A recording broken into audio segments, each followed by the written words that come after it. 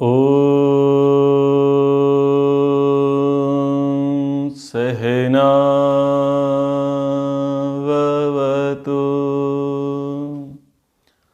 सहनौ भुनक्तु सह वीर्यं कर्वावहै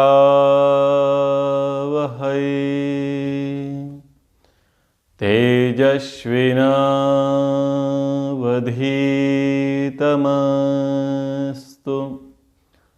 मा विद्विषावहै।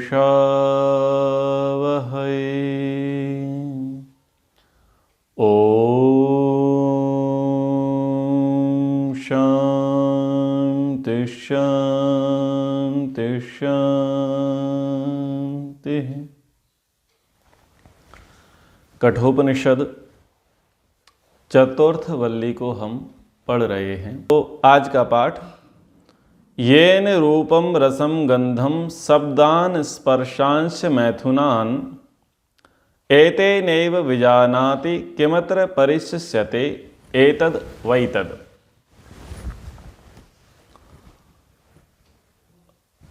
कह रहे हैं कि स्वयंभू परमात्मा ने जीवात्मा के लिए जो व्यवस्था की है कि जीवात्मा किस प्रकार से अंतःकरण से सहयोग लेकर के भोग और अपवर्ग को सिद्ध करेगा, तो भोग और अपवर्ग को सिद्ध करने के लिए जीवात्मा लग तो जाता है। ये मानता है कि शरीर का स्वामी मैं हूँ, इंद्रियों का स्वामी मैं हूँ, मन बुद्धि का स्वामी मैं हूँ, मैं जो चाहूँ सो करूँ, मैं ही सर्वोपरि हूँ, ऐसा जीवात्मा मानने लग जाता है। और ये बात यमाचार्य ने कब कही? प्राचीन काल में कही। आज भी बहुत से लोग ऐसा ही मानते हैं कि मैं चाहे सो करूं, मेरी मर्जी, मैं स्वयं का मालिक हूं, आप कौन होते हैं मुझ पर शासन करने वाले, मुझे आदेश देने वाले, मुझे निर्देश देने वाले, आप होते कौन हैं? मैं अपनी मर्जी का मालिक हूं। आज भी व्यक्ति मानता ही है। स्वयं को, स्वयं के शरीर को ही वो सर्वोपरि मानता है, मुख्य मानता है। और मानने की अति तो यहाँ तक चली जाती है कि वो ये तक नहीं मानता कि मैं आत्मा हूँ। और जब वो आत्मा ही नहीं मानते स्वयं को, तो परमात्मा को कहाँ से मानेंगे? पर कुछ अच्छे लोग भी हैं। वो अच्छे लोग ये मानते हैं कि हाँ मैं आत्मा हूँ, लेकिन उनमें भी कुछ विशेषता ऐसी है कि वो कहते हैं कि देखो मैं तो हूँ, क्रियाशील हूँ, दिखाई दे रहा हूँ,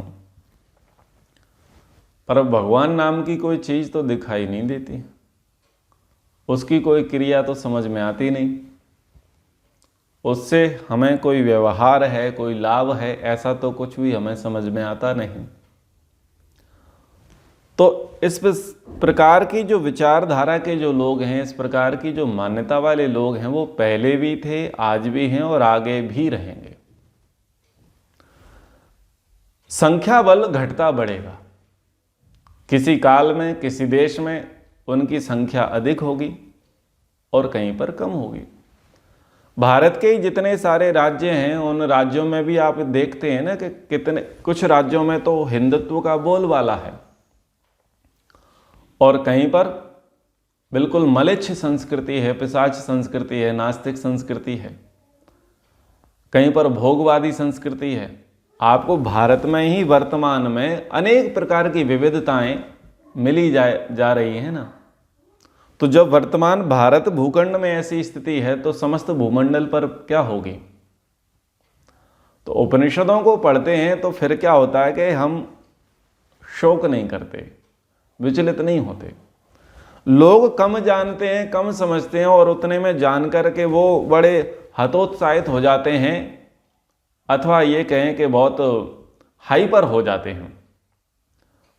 और वो बहुत बड़ा सृष्टि का भार अपने सिर पर लेकर के घूमते हैं। 4 बातें उनको पता चल जाती है तो फिर वो लोगों को सींग मारते हैं और बोलते हैं, अरे तुम ऐसे बैठे हो, खा रहे हो, पी रहे हो, देखो हिंदू घट रहा है, देखो लोग ईश्वर को नहीं मान रहे हैं, देखो पाखंड बढ़ रहा है, देखो अंधविश्वास बढ़ रहा है, देखो वो नास्तिक हैं, देखो संप्रदायवाद की आंधी चल पड़ी है। और वो व्यक्ति या करके आपका कचरा कर देता है एक प्रकार से। ऐसा नहीं है कि उसका सोचना गलत है, ऐसा भी नहीं है कि उसका आपको जगाना गलत है, लेकिन गलत केवल ये हो रहा है कि उसको ये लग रहा है कि ये केवल बात मुझे पता है और किसी को पता नहीं है, और ये पहले कभी नहीं हुई थी, बस ये अभी अभी हुई है।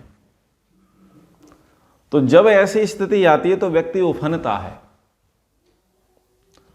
जिस व्यक्ति ने अपने जीवन में पहले कुछ विशेष नहीं देखा होता, आसपास के लोगों का जीवन कुछ जिसने विशेष नहीं देखा होता और कुछ विशेष उसके साथ घट जाता है, तो फिर वो अविशेष चेष्टाएं करने लग जाता है।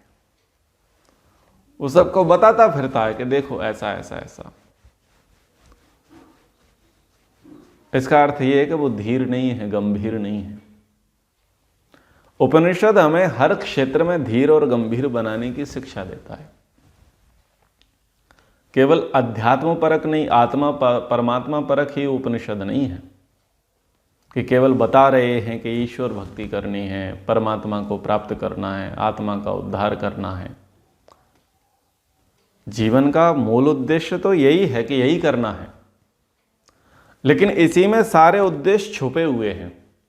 जैसे सारी नदियां समुद्र में जाकर के मिल जाती हैं, वैसे ही हमारे सारे उद्देश्य उस परमात्मा प्राप्ति के जो मुख्य उद्देश्य उसी में जाकर के सम्मिलित हो जाते हैं।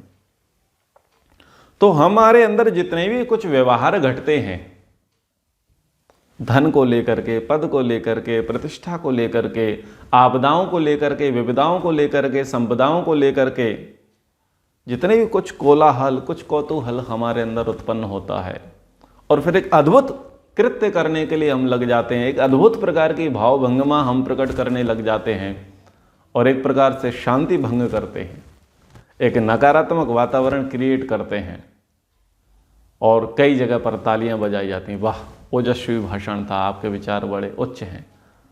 लेकिन वो व्यक्ति वर्तमान में अपना नाश कर रहा होता है। जो कह रहा होता है वो अपना ही नाश कर रहा होता है कुछ अंशों में, क्योंकि वो उस बात को जानता नहीं है, समझता नहीं कि वस्तुतः ये हो कैसा रहा है। नए नए कुछ पढ़ेंगे, अध्यापक बनेंगे, शास्त्री बनेंगे, पुरोहित बनेंगे, प्रचारक बनेंगे, नया नया जवानी का जोश होता है और उनको लगता है कि किरणवंतो विश्वमार्यम, सारे विश्व को हम आर्य बना देंगे, ऐसा कर देंगे, वैसा कर देंगे। शुरुआत घर से करेंगे, लठ चलाना शुरू करेंगे। तो जैसे मटके तोड़े जाते हैं वैसे ही लोगों के दिल तोड़ दिए जाते हैं, सिर फोड़ दिए जाते हैं, विचारों के मतभेद कर दिए जाते हैं। और वो इस बात से परेशान रहता है कि जिस प्रकार से मुझको बात समझ में आ गई, ऐसे इनको क्यों नहीं आ रही है समझ में, और बस यहाँ से खींचातानी परिवार में, समाज में, गली मोहल्ले में, सब जगह शुरू हो जाती है। और उसको लगता है कि बस मैं सबका सुधार कर दूंगा। तो जब वो किसी ऐसे शीर्षस्थ विद्वान के निकट आता है जिसने 30, 40, 50 वर्ष इस क्षेत्र में पहले से दिए हैं, और उनके पास जाकर के बैठता है और उनसे पूछता है कि गुरुजी बताइए आपके जीवन का अनुभव क्या है, आपने भारत का, दुनिया का बहुत भ्रमण किया है, बहुत लोगों के निकट आप गए हैं, आपके जीवन के अनुभव क्या कहते हैं। तो गुरुजी कहते हैं कि इस दुनिया में कोई सुधरना नहीं चाहता, सब अपने आप को 1.5 से आना समझते हैं। इसलिए तुम ये सोचते हो कि तुम उतने सुधार दोगे तो तुम बहुत बड़ी भूल में हो, बहुत बड़ी मूर्खता में हो। तुम केवल अपने धर्म का पालन करो कि चलो तुमको अच्छी बातें पता चल गई हैं तो तुम लोगों को बता दो मात्र, उसमें आग्रह मत करो। जिनको सुधरना होगा वो सुधर जाएंगे, उनके संस्कार आपके आलम्बन से उद्बुद्ध हो जाएंगे, प्रकट हो जाएंगे, उतने तक का देख लो। तो जब वो इस प्रकार से जो अनुभवी लोग हैं उनकी संगति करता है तो उसका वो बुखार उतर जाता है। जो फीवर चढ़ा था ना उसे, नाले की तरह जो उफना था, वो उफान उसका जाकर के कम हो जाता है। तो यही स्थिति है कि लोग क्या करते हैं, मानते हैं कि बस मैं हूं सब कुछ। कुछ स्वयं को मन मानते हैं, कुछ स्वयं को आत्मा मानते हैं, और कुछ स्वयं को शरीर मानते हैं, और कुछ तो इतने बड़े वाले भी हैं कि स्वयं को ही भगवान मानते हैं। तो यहां पर यमाचार्य उन्हीं विचारधारा के लोगों से कह रहे हैं कि येन रूपम रसम गंधम शब्दांश स्पर्शांश मैथुनान, कि ये रूप है, रस है, शब्द है, स्पर्श है, गंध है, ये विषय है, इंद्रियों के विषय हैं। हम देखते हैं, सुनते हैं, बोलते हैं, चखते हैं, चलते हैं, करते हैं, सारी क्रियाएं हम कर रहे हैं, हम भी कर रहे हैं और लोग भी कर रहे हैं। लेकिन कभी विचार ये नहीं करते कि हुआ कैसे, कैसे देख लिया, कैसे सुन लिया, कैसे कर दिया, कैसे खा लिया, कैसे चख लिया। कर सब रहे हैं, लेकिन उसके होते समय, उसके करते समय ये बोध नहीं कि हुआ कैसे, उस पर कोई विवेक नहीं है। तो वहां पर कहा कि मैथुनान, संयोग से, मिलने से आप उसका ज्ञान प्राप्त करेंगे। न्याय दर्शन में ऋषि कहते हैं, इंद्रियार्थ सन्निकर्षोत्पन्नम ज्ञानम। इंद्रिय का अर्थ के साथ जो सन्निकर्षता होगी, उस सन्निकर्षता से जो उत्पत्ति होगी वो ज्ञान है। विषय है रूप का, रस का, शब्द का, स्पर्श का, गंध का, ये विषय है। इन विषय से संबंधित इंद्रिय जाकर के मिलेगी। यदि कोई दृश्य है तो दृश्य को दृष्टि देखेगी, कोई शब्द है उस शब्द को श्रोत्र सुनेंगे, कोई रस है उस रस को रसना चखेगी, कुछ गंध है उसे नासिका सूंघेगी, कुछ स्पर्श है तो हाथ जाकर के उसे छुएंगे, और कुछ गंतव्य है तो पैरों से जाकर के चलेंगे। तो ये हो रहा है, उस शब्द का उस विषय के साथ स्पर्श हो रहा है, लेकिन किसने कराया? तो कहा मैथुनान, वो कोई तो मैथुन कराने वाला होगा। इंद्रिय का उस विषय के साथ जो संपर्क हुआ, उसका बोध कराने वाला कौन था? तो यदि बोध ना हो, वो मेल कराने वाला ना हो, वो संयोग कराने वाला ना हो, तो आपको अनुभूति नहीं हो सकती, पता ना चले। तो बोले वो मन है, जो मन इंद्रियों को नियुक्त करता है, विषयों की ओर भगाता है, आगे के लिए प्रेरित करता है, विषयों के प्रति जो उसका आकर्षण है, जो प्रस्थान है, गमन है, वो मन कराने वाला है। और यदि मन विषय से, इंद्रिय से जुड़ा नहीं है, और इंद्रिय का अकस्मात किसी संयोग के कारण विषय से संपर्क हुआ, तो उसे बोध नहीं होगा। जैसे कि बच्चे होते हैं, खेल रहे होते हैं, लेकिन वो कब कट जाते हैं उन्हें पता नहीं चलता। क्यों? बोले उनका ध्यान नहीं था। आप भोजन बनाने में मस्त रहते हैं, मग्न रहते हैं, कब तेल के छींटे गिरते हैं और कब आप कहीं पर जल जाते हैं आपको पता नहीं चलता। खिलाड़ी को कब चोट लग जाती है उसे पता नहीं चलता। रात्रि में तमोगुण का प्रभाव अधिक था, प्रगाढ़ निद्रा में सोए हुए थे, मच्छर ने कब काटा, चींटी ने कब काटा, पता नहीं चला। क्यों? मन का संयोग नहीं था, लेकिन किसी विषय का किसी इंद्रिय के साथ तो संयोग हो चुका था। वैसे ही है कि जैसे कपड़ा है, कपड़ा बिल्कुल जड़ है, और ये कपड़ा यदि स्किन टच नहीं है, और ये कपड़ा अगर किसी वस्तु से जाकर के टकराएगा तो उस पर जो प्रतिक्रिया होगी वो आपको पता नहीं चलेगी।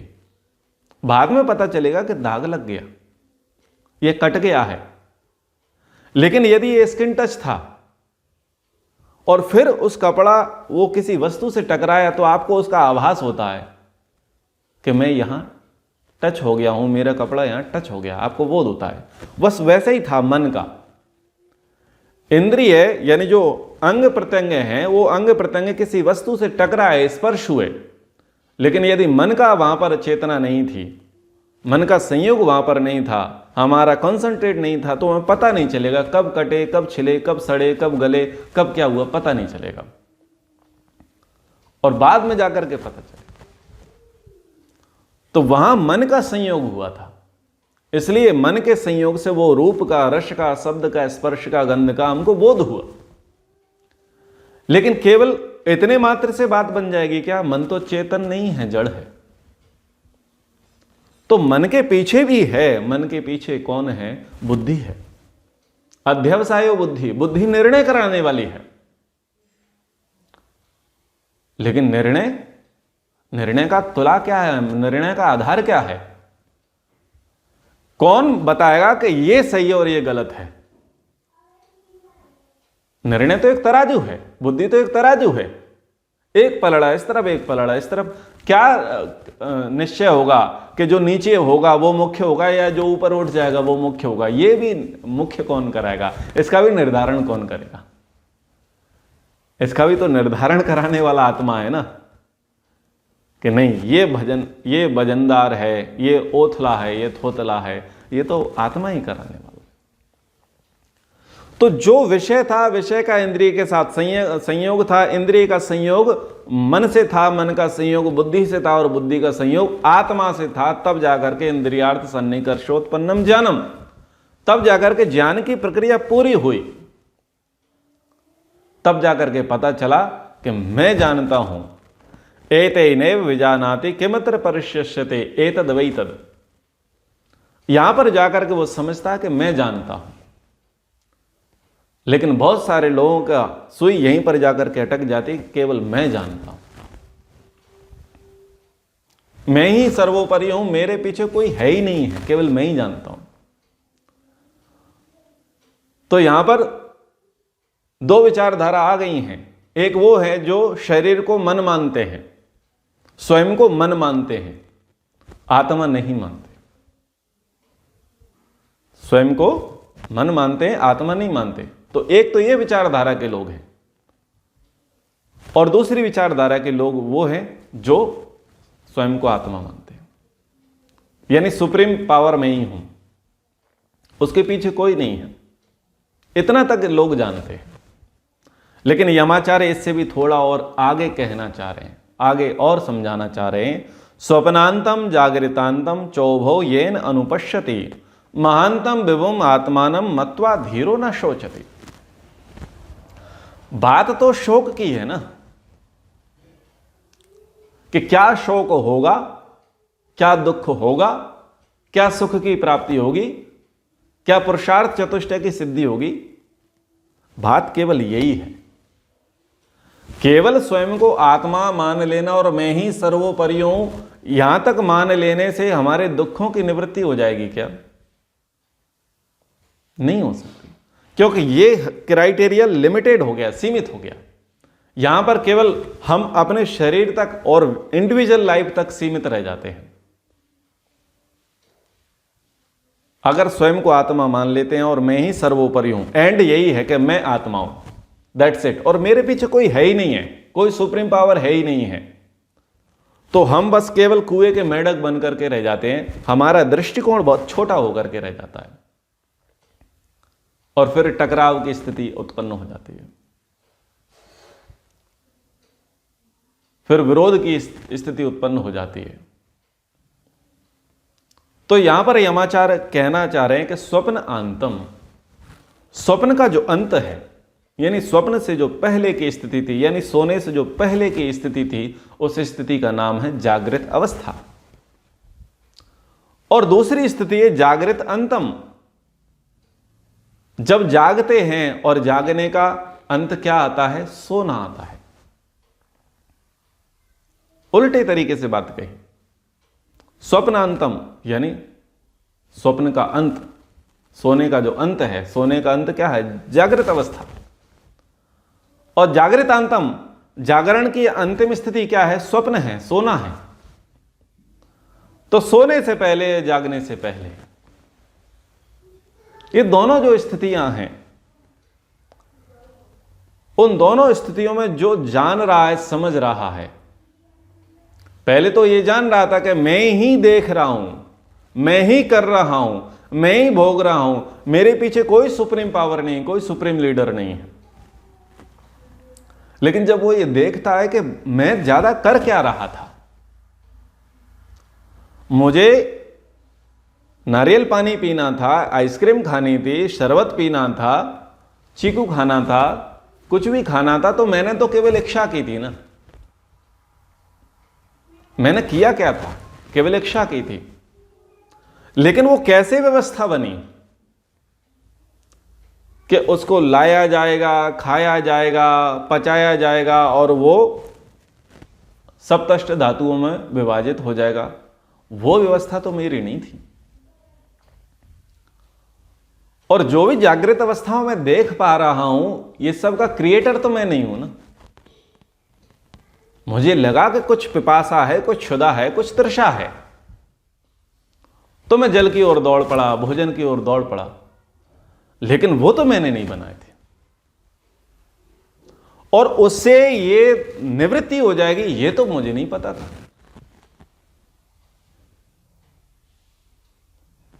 जितना जितना पता चल जाता है, उस पता चलने के बाद ही मैं कर पाता हूं। पर यह पता कराने वाला भी कौन था? हम कुछ भी करते हैं वो जान के ही कर पाएंगे। जब तक जानेंगे नहीं, तब तक हम कर नहीं पाएंगे।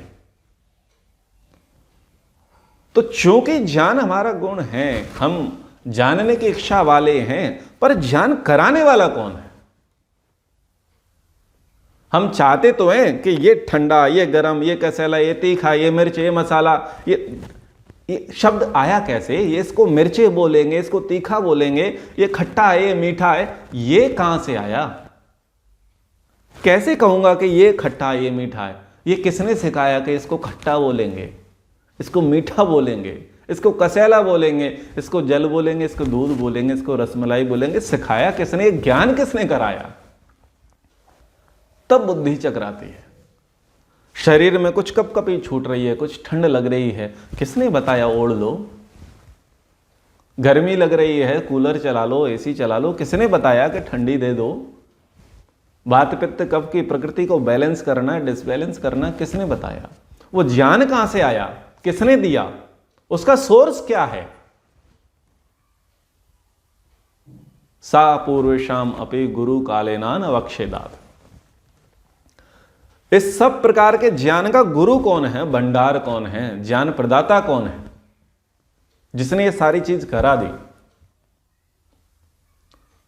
जो भी मैं सुषुप्ति अवस्था को प्राप्त हूं, जागृत अवस्था को प्राप्त हूं, जगते हुए जो संसार का दिग्दर्शन कर रहा हूं, व्यवहार कर रहा हूं, और रात्रि काल में जो भी व्यवहार चल रहे हैं, शयन कर रहा हूं, शरीर को विश्राम दे रहा हूं, ये व्यवस्था किसकी है? किसकी व्यवस्था है कि इस समय नींद आ ही जाएगी? किसकी व्यवस्था है कि इस समय आप जागृत हो ही जाएंगे?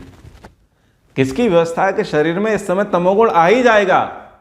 किसकी व्यवस्था है इस समय रजोगुण और सत्वगुण आ ही जाएगा? ये मैंने तो नहीं किया था।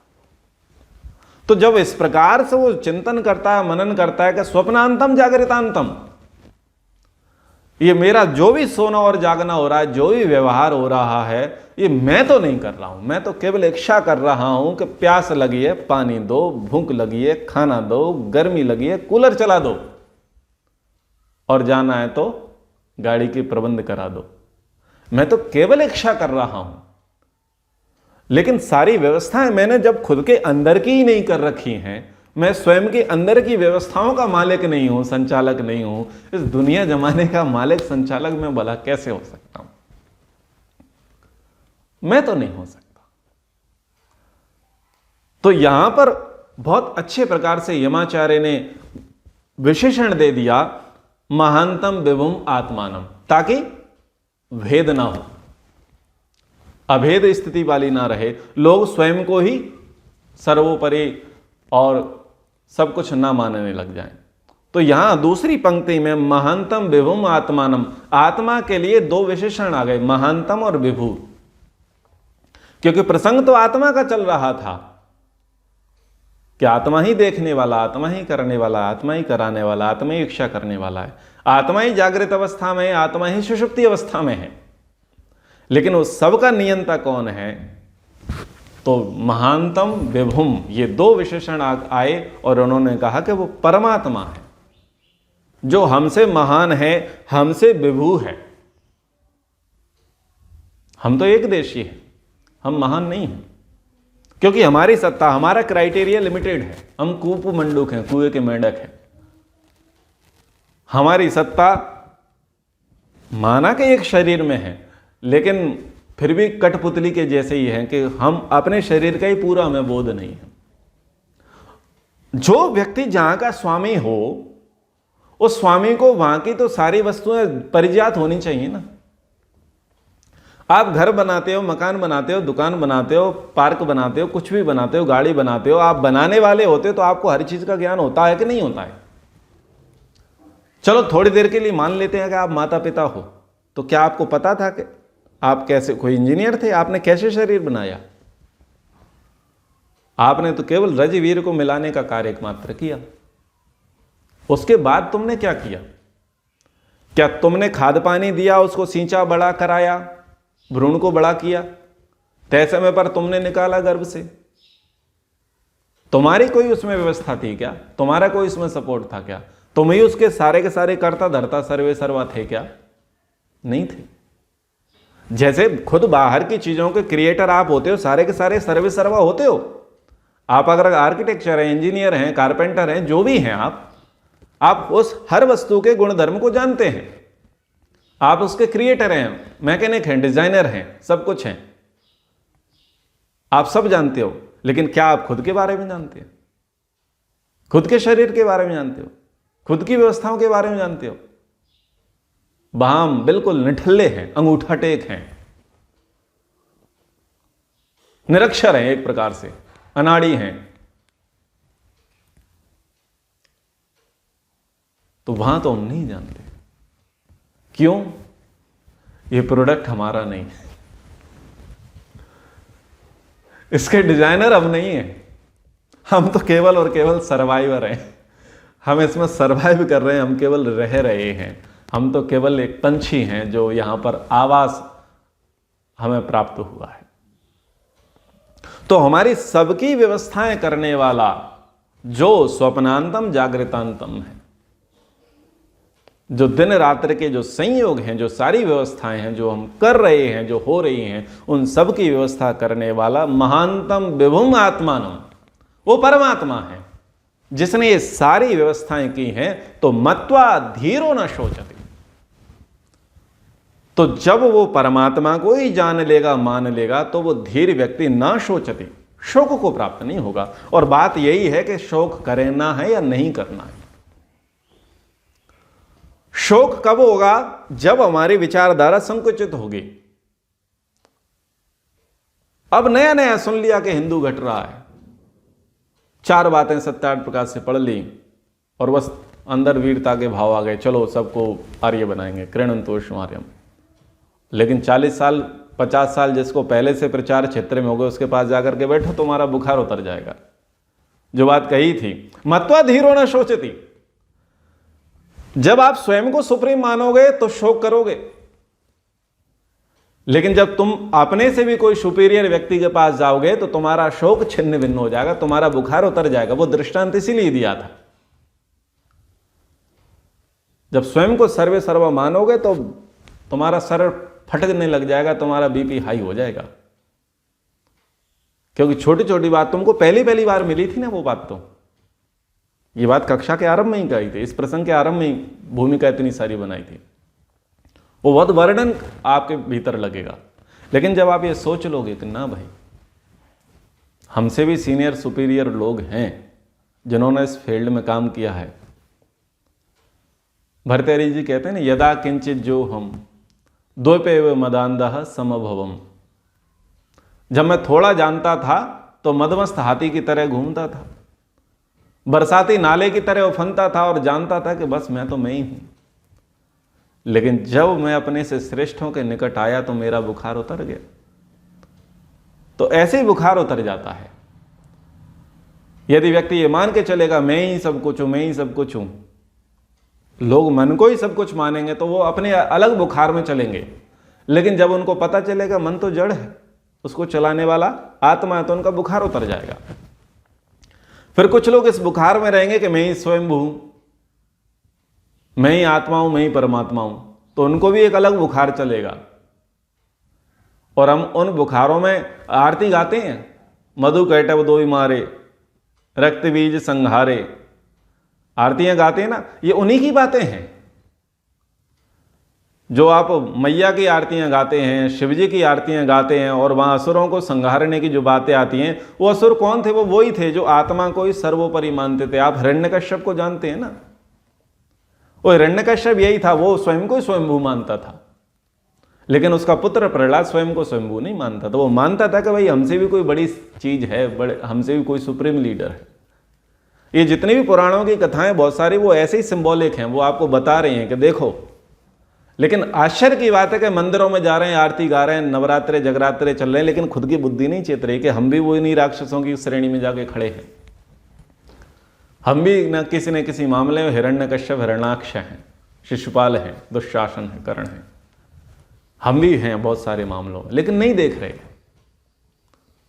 तो बुखार कैसे उतरेगा? बुखार तभी उतरेगा मत्वा धीरो न शोचति, जब ये मानेंगे कि हमसे भी कोई सुप्रीम है, हमसे भी कोई बड़ा है, जो सबका नियंता है, सबका संचालक है, सबका विधाता है। और चाहते क्या है हम? शोक निवृत्ति ही हम चाहते हैं, शोक से दूर होना चाहते हैं। जितनी बुद्धि का स्तर हमारा छोटा होता जाएगा, जितना जितना अज्ञान हमारे अंदर होता जाएगा, उतना उतना दुख हमें होता चला जाएगा। जितना जितना ज्ञान का स्तर हमारा बढ़ता चला जाएगा, जितना जितना बुद्धि का स्तर हमारा बढ़ता चला जाएगा, विवेक का स्तर हमारा बढ़ता चला जाएगा, उतना उतना अज्ञान हटेगा, उतना उतने दुख हमारे हटते चले जाएंगे। और पूर्ण नितांत दुखों की निवृत्ति कब है? जब सुप्रीम लीडर कौन समझ में आ जाएगा? परमात्मा समझ में आ जाएगा। जीवन के जिन जिन क्षणों में, जिन जिन पहलुओं में हम परमात्मा को ही प्राथमिकता लेकर के चलते हैं, तो ऐसा लगता है बुखार उतर चुका है, टेम्परेचर बिल्कुल डाउन है, कूल, बिल्कुल कूल रहते हैं।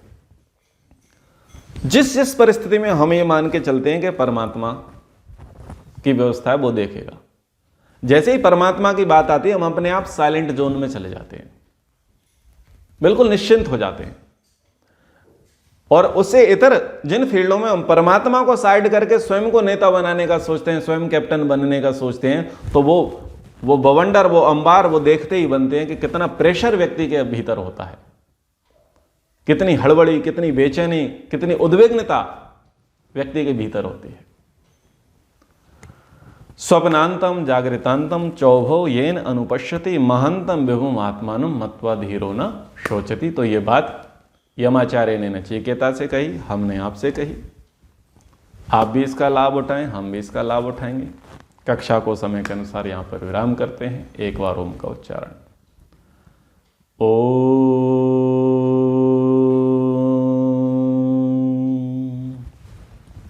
सर्वेभ्यो नमः। सबको सादर नमस्ते।